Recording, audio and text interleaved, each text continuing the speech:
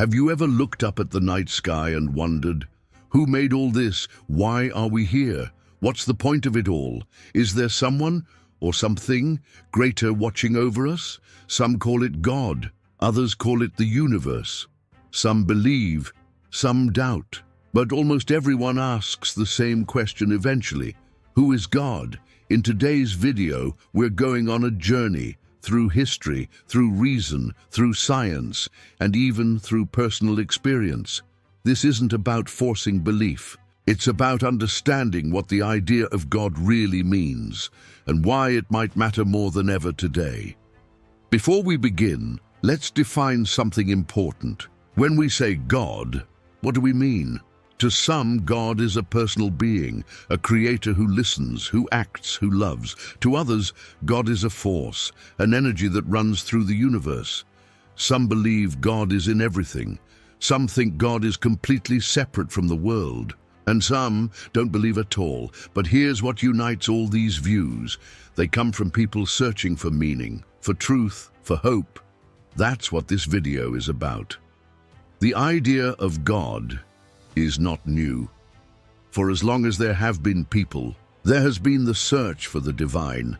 The Egyptians worshipped Ra, the sun god. The Greeks had Zeus and Athena. Hindus spoke of Brahman, an eternal spirit that holds all things together. Then came something new, the idea of one God. In Judaism, God was not just a force, but a being who entered into relationship with humans. In Christianity, God was believed to have become human in the person of Jesus.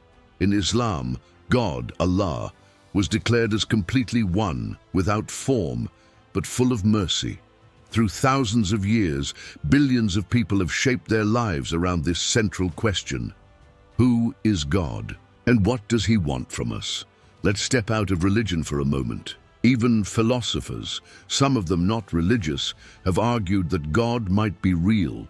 The cosmological argument asks, why is there something instead of nothing? If everything has a cause, what caused the universe? The design argument says, the universe is too complex, too finely tuned to be an accident. From DNA to the laws of physics, did it all really come from chaos? The moral argument wonders, why do we have a sense of right and wrong? Where did conscience come from? Of course, not everyone agrees. Nietzsche once said, God is dead. Richard Dawkins says, belief in God is a delusion.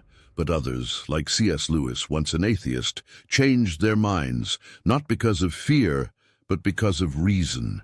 I believe in Christianity, he wrote, as I believe that the sun has risen, not only because I see it, but because by it I see everything else. People often say, you can't believe in God and believe in science. But is that true? Science tells us how the universe works.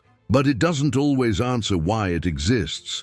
Why does math describe reality so perfectly? Why is the universe fine-tuned for life? Why do we feel wonder? Albert Einstein wasn't religious in the traditional sense, but even he said, the most incomprehensible thing about the universe is that it is comprehensible. He believed in a kind of divine intelligence behind nature. Science and faith don't have to be enemies. In fact, many great scientists, Newton, Kepler, Francis Collins, saw their discoveries as a way to worship. Beyond books and theories, there's something else: experience. Ask around. Millions of people will tell you they've felt God. Not just in churches or temples, but in grief, in joy, in silence. They'll talk about prayers answered, peace in moments of chaos, forgiveness when they didn't deserve it, a love they can't explain. I've heard stories from people who were addicted, broken, lost, and in one moment of surrender, they felt something. Change, not just in their minds, in their souls. Can all of it be explained away? Maybe, but maybe it's real. But let's be honest. Believing in God isn't always easy. There are times when God seems silent, when tragedy strikes, when prayers go unanswered. Even saints and prophets have cried out, "My God, why have you forsaken me?" Mother Teresa once wrote that she felt darkness for 50 years, yet she kept serving. Why? Because faith is not the absence of doubt. It's the decision to trust, even when it's hard. Faith is not a feeling, it's a choice.